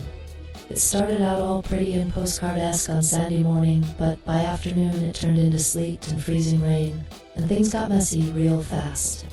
Slush everywhere, heavy wet snow on the trees. My poor car was entombed in an ice-snow hybrid that took me an hour to shovel out. Good workout though, silver lining.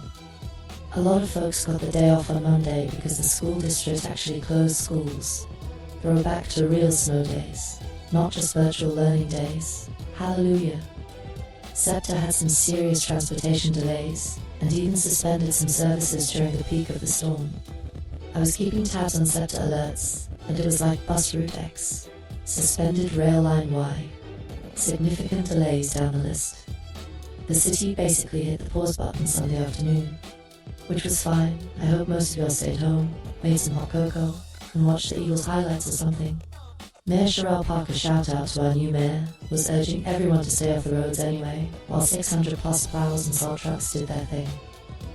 Now, the snow itself would have been okay, but the kicker is the cold that followed. We went from winter wonderland to Arctic tundra in a hurry. All week it's been sub-freezing temperatures in Philly.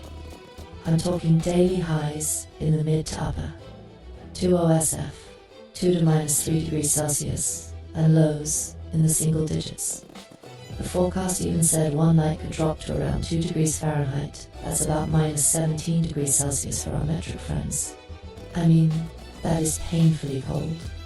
The kind where you step outside and immediately question all your life choices that led you to live in a place where the air hurts your face.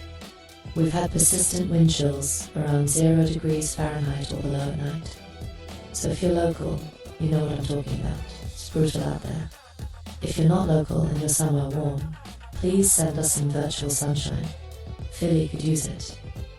I will say, the snow on the ground with clear sunny skies afterward has made for some beautiful visuals.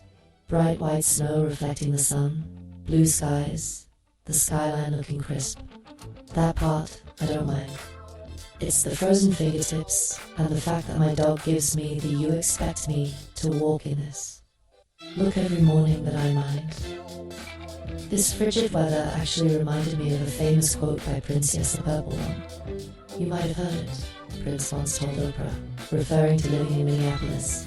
It's so cold, it keeps the bad people out. Haha, I love that. Basically implying that only the hearty and presumably good-hearted can tolerate living in such cold. So it filters out the riffraff. Now, Minneapolis cold is next level. They regularly hit minus 20 degrees Fahrenheit. No thank you, but Philly's getting a small taste of that philosophy this week. I joked with a friend, maybe all this cold is just filtering out the cranky people. Then my friend was like, but Willa, you're the one getting cranky about the cold, touche. Perhaps I am the riffraff Prince warned us about. But seriously, I do find that cold weather brings out a certain camaraderie among those of us out braving it. I was walking down Market Street, all bundled up, and some random guy gives me a nod like, yep, we out here surviving. Shared struggle, we know. In any case, if you're in this region or anywhere that's freezing right now, make sure you bundle up, limit your time outside, and check on any vulnerable neighbors or friends, especially the elderly or those without good heating. When it's this cold, it's more than just discomfort. It can be dangerous. I also want to shout out the outreach programs for unhoused folks in the city. I know many shelters opened up additional beds and warming centers during the storm. If you have any extra coats or blankets, consider donating them. Little things can literally save lives when the temperature plummets. Okay, PSA mode off. Now, shifting gears slightly, I mentioned a bit of light political commentary, emphasis on light. Cold weather makes me think of that Prince quote, which in turn got me thinking, wouldn't it be nice if the cold could keep out not just bad people in the crime sense, but also, say, bad leaders in the political sense? Like, can we get a cold front to flush out the narcissists in government? Where's that weather pattern when you need it? This is just me musing humorously. Please don't send any political flame wars to my DMS. But sometimes I look at certain folks in power, especially those ego-driven, truth-bending types. You can probably think of a few names, from the national stage or even local, and I think, man, if only a chill wind could blow them away. We've seen our share of, let's say, colorful personalities in leadership positions. And whether it's here or elsewhere, a common trait of the worst of them is this outsized narcissism. It's always about them, not the people they serve. That kind of leader will try to fool you, divide you, gaslight you in short. They bring a lot of heat in a bad way. So wouldn't it be poetic justice if Mother Nature just iced them out? Obviously, real life doesn't work like that, but a podcaster can daydream. My genuine advice in this cold, in all senses, is keep your eyes open for people who seek power for the wrong reasons. Whether in politics, at your job, even in friend groups, watch out for those narcissistic energies. Don't let them fool you, hey, ties back to our theme nicely. And don't let them pit good people against each other. Sometimes, a little cold honesty and a united front from regular folks can keep the bad actors at bay. Okay, that's the extent of my political philosophy, I must see. I kept it lightish and metaphorical. Prince would approve, I hope. Alright, that's what's happening in Philly. snow, cold, and a dash of keeping each real talk. Up next, I want to quickly mention a mini-segment, just a brief one about a promo video I released. Then we'll head into our cozy outro. Almost there, folks. Hang tight like that ice on my window which isn't melting till next week. Apparently, let's go to the next bit.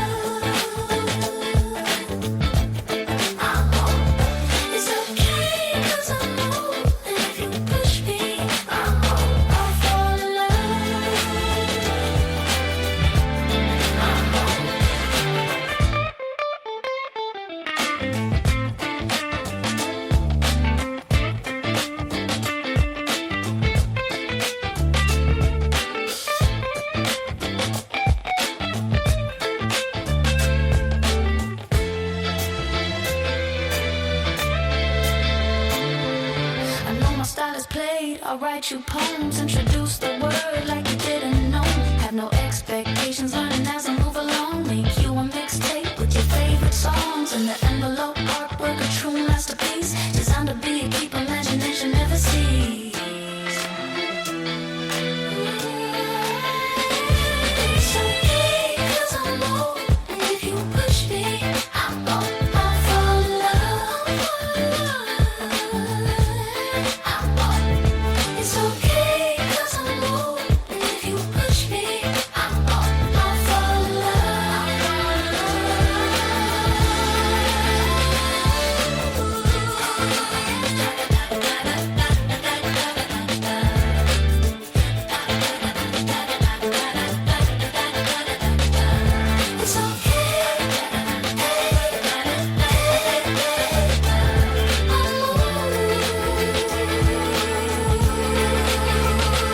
It's okay, 'cause I'm low, and if you push me, I'm low.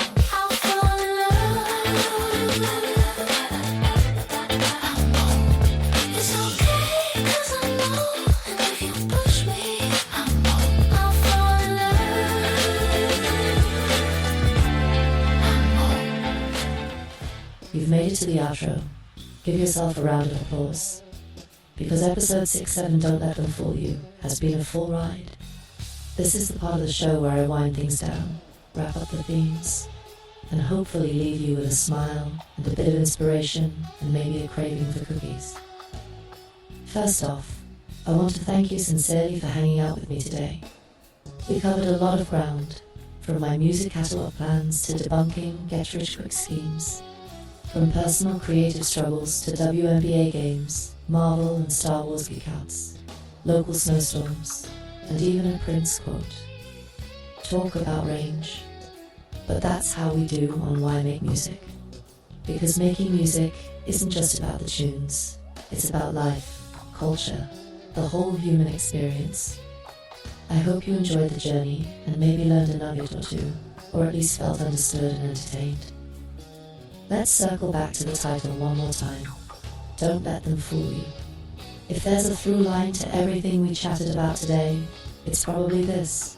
Trust your instincts, do the work, and be cautious of the mirages out there, whether it's internet hustlers promising easy money, or external pressures telling you what success should look like, or even your own doubts trying to trick you out of finishing what you started. Keep it real with yourself and with others. Remember why you're on your creative journey, likely for the love and passion, something genuine, and hold on to that when the noise tries to fool you. This podcast itself is proof of a philosophy. I'm not here to go viral or chase overnight success. I'm here to build something meaningful over the long haul, a body of work, a community of like-minded souls, a legacy that I can be proud of. And I invite you to approach whatever you do in that same spirit. We're baking legacy, not just cookies. Also, I gotta say it. Don't let them, whoever they are in your life, could be haters, could be societal expectations, fool you into thinking you're not good enough or that you need to be something you're not. We all have our own path. If you're making music, make your music. If you're living your life, live it on your terms. That's the vibe we keep around here, independent and proud. I hope you feel that positivity and empowerment through the airwaves, because I'm sending it to you right now. You got this, and I got your back. Now, in classic Why Make Music fashion, I can't end episode 067 without a little humor. So, I have a joke, especially for the millennials out there who might appreciate this one. Ahem, this is episode 6. Wait for it. 7. If you know, you know. And if you don't know, go watch that Friends episode where Monica emphatically yells 7. On repeat, trust me, it's worth it. Consider that my millennial fan service for the day. Episode 6. 7. I'm cracking myself up here. Hopefully one of you out there got a chuckle too. As we close out, I want to leave you with my signature wrap-up and some good vibes. Remember that Why Make Music is more than a podcast, it's a mindset. We're not doing this for quick clout. We're doing it for the love, the craft, the legacy. Whether you're a musician, an artist of any kind, or just someone trying to make it through and leave a positive mark, I see you and I salute you. Keep going, keep creating, keep sharing your warmth with the world. As I like to say, keep it warm like cookies, meaning keep it authentic, comforting, and true to your heart. Warm cookies make people happy, and so does warm, genuine art. That's what we're about here. Thank you again for listening to episode 67. It truly means a lot to me. If you enjoyed the show, please consider sharing it with a friend or leaving a review or comment on whatever platform you're on. I love hearing your feedback and knowing what resonated with you. And don't be shy, reach out on social media and say hi. Tell me your thoughts, suggest topics for future episodes, or just drop a cookie emoji. I'm here for it. Alright, I'm gonna sign off now. Same time next week for episode 68. We're already excited for that one. Until then, stay safe, stay creative, and don't let the winter or the BS grind you down. Keep chasing those dreams one step at a time. And most importantly, why make music? Because the world needs what only you can create. Peace, love, and warm cookies. Episode 67. Too funny of a rap. Thank you all. Catch you next one. Be well and be warm. Peace and be well. You'll understand someday. If you ever have a daughter, you'll learn respect a different way. How to care without possession, how to give without demand, how to offer up your life just cause she's standing there. No fear of judgment, no rehearsal for love. The innocent is everything, the math don't add it up. For a scientific mind, talk of afterlife is rare. Believe one's evidence, but evidence ain't there. If I could pray, would it change the world? Would it quiet all the madness?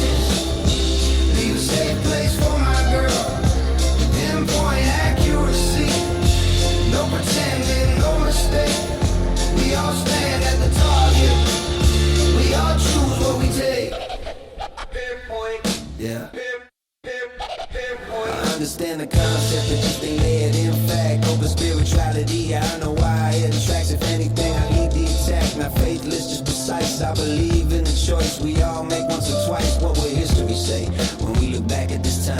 Will the record tell the truth or say back then we were blind? Not a cover up, no, we just didn't have the feed. Now it's second by second, watching consequence in real time bleed. Mirror it right back at us, every decision we made. No bandage for this damage, this is surgical, clean blade. Hope held hands were planning, then the plans got hijacked. No concern for the others, just perfecting the attack. Smartphones, dumber takes, intelligence outpaced. Targeting the outside, protecting the echo space. Believe your lying eyes, if that ain't the slogan now, tell me, what is?